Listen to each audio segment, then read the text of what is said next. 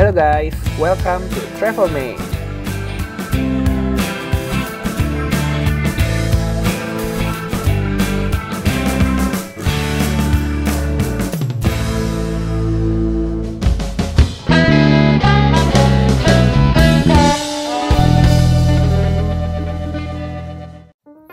Welcome back to Travel Mate Channel. Untuk perjalanan kita kali ini, kita akan menginap di daerah Bogor, lebih tepatnya di Langit Teduh by Roti Bakar Edi. Ya betul, Roti Bakar Edi tersebut yang ada di Jakarta.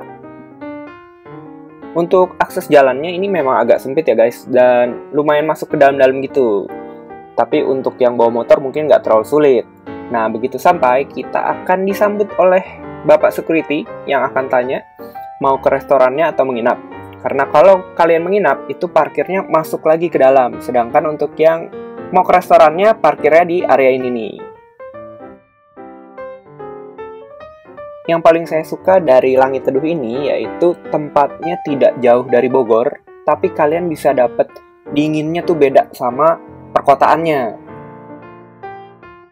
Saya menginap di Langit Teduh itu cuma semalam aja. Harganya pun dapat harga diskon 50% karena lagi opening. Dari 1,5 juta jadi 750.000 aja. Nah, kira-kira worth it nggak ya dengan harga 750.000 menginap di sini? Ikutin terus aja videonya ya. Kalau kalian mau ke resepsionis untuk menginap, ini kalian harus melalui restonya terlebih dahulu. Nah, restorannya ini ada dua area. Ini salah satunya nih yang di bawah, dan satunya lagi ada di atas. Kalau yang di area atas itu kalian bisa lebih dapat pemandangannya. Kalau di bawah itu kurang sih, nggak kelihatan apa-apa. Oke, langsung kita ke area resepsionisnya. Ini ada di bawah tangga sini nih. Memang kecil sekali, tapi kamarnya memang cuma ada 10 unit untuk saat ini, tapi akan ada 2 kamar VIP yang sedang dibangun. Letaknya ini ada di atas si resepsionis ini, di atas ini. Saya kurang tahu ya kenapa peletakan kamar VIP-nya ada di situ, karena kalau menurut saya tuh peletakannya agak kurang proper ya, dimana ketika customer lain naik ke atas, ke area restoran yang di atas, kamar tersebut terlihat dengan jelas. Ya tapi belum selesai dibangun juga, semoga aja akan jadi kamar VIP yang memang sesuai dengan tingkat ke-VIP-annya. Langsung aja kita masuk ke kamar yang kita mau inapi. Saya ada sewa 2 kamar, yaitu si Damar dan Wali Songo, yang saling berseberangan satu sama lain. Perbedaannya, kalau si kamar Wali Songo yang di seberang, yang dekat dengan area jalan mobil, itu ada balkonnya. Kalau yang di bagian satunya nih, si Damar tidak ada balkon. Makanya sebagai gantinya, untuk kalian yang menginap tidak dapat balkon, kalian dapat space lebih nih di sini untuk kalian taruh barang-barang kalian. Masuk ke area kamar mandi dan toiletnya. Disediakan sikat gigi, odol, sampo, sabun, dan hand soap. Kamar mandi dan toiletnya itu bersih. Handuk mandi juga tersedia di sini, air panasnya juga tersedia. Asal mandinya nggak lama-lama, kalian masih bisa dapat air panas. Karena airnya lumayan dingin di sini.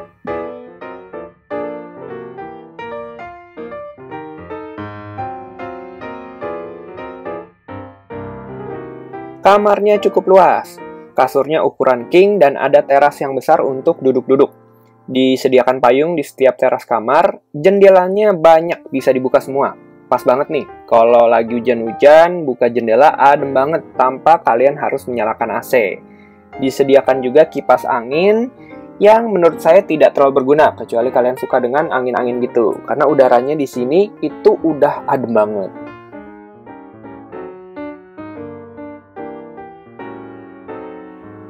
Nah, ini balkon yang tadi saya sebutkan yang dekat dengan area mobil. Oh ya, kalian bisa parkir juga di sini nih, langsung di depan kamar. Tidak masalah, karena jalan keluarnya itu lurus langsung keluar ke depan.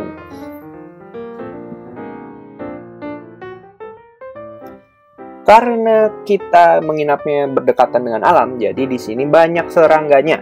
Bahkan kemarin saya di jendelanya tuh menemukan ada kodok nempel gitu. Cuma ya dia nggak mengganggu sih, jadi kita jangan mengganggu mereka juga. Channel TV di sini lokal guys. Ukurannya juga kecil TV-nya. Wi-Fi. Nah, Wi-Fi-nya memang ada. Untuk kamar yang jauh kayak saya yang paling pojok, Wi-Fi-nya itu kayaknya nggak sampai. Jadi, kita nggak bisa menggunakan Wi-Fi tersebut. Kalian masih bisa mengakali dengan menggunakan handphone kalian aja untuk streaming. Walaupun sinyal internetnya kurang bagus di sini. Total untuk kamarnya ada 10. Nama-namanya juga lucu-lucu nih. Kalau saya kan ada yang namanya Damar dan Wali Songo. Itu yang paling pojok. Untuk yang semakin ke depan itu namanya ada Kamboja Ketapang, Mahoni Matoa, Pulai Pinus, Salam Eukaliptus. Di sepanjang jalan ini, di antara para kamar ini, itu ada di tengah-tengah area duduk-duduk dan semacam pendopo yang bisa digunakan untuk customer yang menginap. Nah, lucunya, tempat yang seharusnya tidak bisa diakses oleh selain pengunjung yang menginap, tetap ada tuh pengunjung resto yang foto-foto di teras kamar. Nah, harus diperketat lagi nih untuk keamanannya. Ada hal yang lucu nih guys, jadi di salah satu kamar yang saya book, yaitu Wali Songo, AC-nya tidak bisa nyala. Sudah di-report sekali, lalu bisa nyala. Dan sebentar kemudian mati lagi. Setelah kita report lagi, ternyata listrik AC-nya itu menggunakan token. Dan token listriknya habis guys. Wah, Langit Teduh bisa nih sistemnya diganti dengan yang lain ya. Jangan token, bikin customer tuh bolak-balik ke resepsionis buat komplain. Masalahnya kamar saya itu kan paling bawah, jadi lumayan nih bolak-baliknya dan tidak disediakan telepon di sini. Kejadian kedua terjadi lagi di kamar Damar, kamar yang saya tempati. Sekitar jam 7 malam lewat 10 menit. Kali ini semua listriknya mati total. Di saat saya baru selesai mandi, ada aja masalah listrik di sini. Saya cek kamar lain, itu fine, hidup semua lampunya. Akhirnya setelah dicek listriknya jatuh. Sekitar 10 menit kemudian listriknya nyala kembali. Kejadian mati listrik jatuh terjadi kembali beberapa saat kemudian. Dan ternyata dikarenakan penggunaan teko listrik untuk memasak air panas. Nah, agak mengecewakan sih. Karena untuk masak air panas dengan teko listrik yang dimana disediakan sendiri oleh pihak Langit Teduh, tapi listriknya jatuh terus. Ketika dicek, tekonya besar penggunaan white-nya, sampai 1.800. Akhirnya setelah diutak-atik listriknya oleh sang engineer, kejadian mati listrik tidak terjadi lagi. Kita masuk ke restoran yang area atasnya nih guys. Restonya buka dari jam 8 pagi sampai jam 9 malam.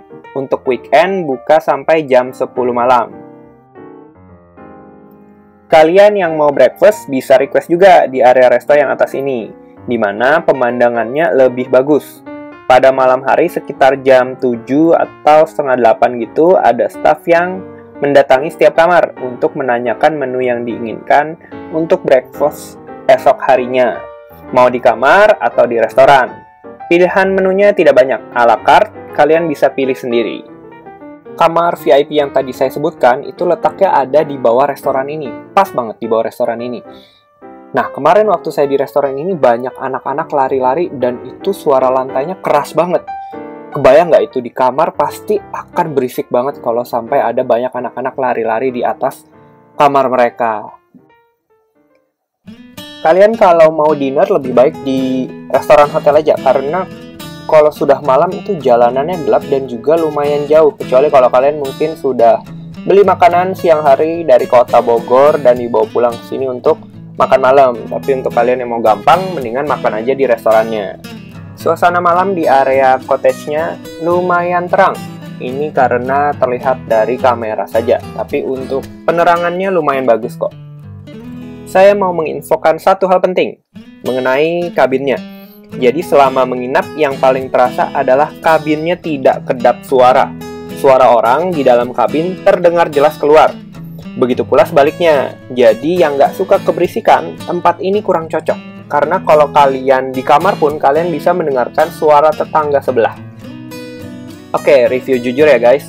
Kali ini saya agak tinggi ekspektasinya ketika booking Langit Teduh. Tapi secara experience-nya untuk tempat ini kurang memuaskan. Oh iya, saya belum cerita satu hal. Deal di awal booking 750.000 sudah fix nih tanggalnya. Beberapa hari menjelang hari H, ditagihnya itu 850.000 yang katanya promo 750.000 itu untuk di Januari. Di Februari kenanya 850.000, di mana tidak sesuai dengan kesepakatan. Sampai akhirnya setelah chat panjang lebar, baru akhirnya diberikan harga awal. Pembicaraan melalui WA berjalan dengan lancar. Adminnya juga sopan dan meminta maaf tentang kejadian ini. Hal-hal kecil memang, dan nominalnya juga nggak seberapa, cuma 100.000, tapi hal seperti ini harusnya tidak terjadi, karena akan mengurangi kepuasan customer pastinya. Untuk makanannya saya nggak bahas banyak, saya cuma bisa bilang makanannya ya lumayan enak, tapi tidak ada yang spesial. Kinerja staff sebenarnya sudah baik, mereka sopan dan helpful, keramah tamahannya juga oke, tapi tempat ini banyak yang harus diimprove. Semoga aja kedepannya makin baik ya untuk Langit Teduh. Oke guys, sekian dulu untuk review kita kali ini di Langit Teduh.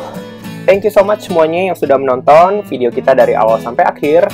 Jangan lupa untuk terus ikutin channel Travel Med dan tunggu video-video kita selanjutnya. Thank you and bye-bye.